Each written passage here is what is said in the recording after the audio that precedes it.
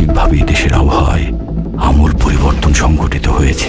ঈদের ছুটিতে হলে ঢু মারলে বোঝা যাচ্ছে বাংলাদেশি সিনেমা নতুন এক মোড় নিয়েছে। তাণ্ডবের পর্দা যেন শুধু গল্প বলে না, গর্জে ওঠে। এই ছবি একদিকে যেমন অ্যাকশন ও আবেগের ভারসাম্য রক্ষা করেছে, তেমনি বাংলাদেশি চলচ্চিত্রে স্টার পাওয়ারের সংজ্ঞাকে যেন নতুন করে লিখে দিয়েছে।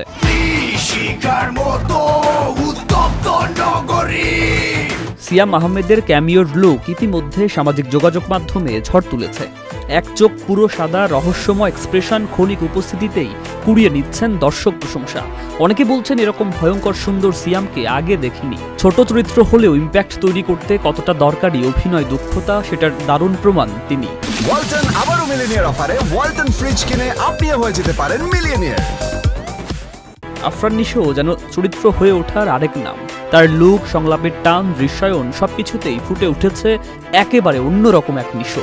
কেউ বলছেন ডায়লগ নয়, চোখ দিয়েই যেন কথা বলছেন তিনি। তাণ্ডবে তার উপস্থিতি শুধু চরিত্র নয়, ছায়ার মতো ছবির ভেতরে ছড়িয়ে থাকে। তবে এই সিনেমার কেন্দ্রস্থলে আছেন একজনই, শাকিব খান। গ্ল্যামার, গাম্ভীর্য এবং তীক্ষ্ণ উপস্থিতি। তাণ্ডবে শাকিবের প্রত্যাবর্তন যেন স্টারডাম শব্দটির নতুন সংজ্ঞা তৈরি করেছে।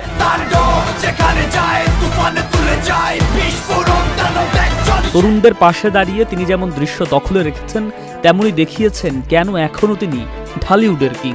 পরিচালক রায়হান রাফি এ ছবি দিয়ে কেবল গল্প বলেননি, সিনেমার ভেতর একটি ইম্প্যাক্ট সৃষ্টি করেছেন। শাকিব, নিশো আর সিয়াম, তিন ভিন্ন ধারার অভিনেতাকে এক ছবিতে নিয়ে এসে তিনি প্রমাণ করেছেন বাণিজ্যিক ছবিও হয়ে উঠতে পারে দর্শক ও বিনোদনের মিশেল। হলে ঢুকে অনেকে হয়তো প্রথমে বিশ্বাসই করতে পারেননি তিনজন জনপ্রিয় নায়ক এক ফ্রেমে। দর্শকরা বলেন এটি কেবল সিনেমা নয়, এটি একটি মুহূর্ত। সুকান্ত সরকার, চ্যানেল আই।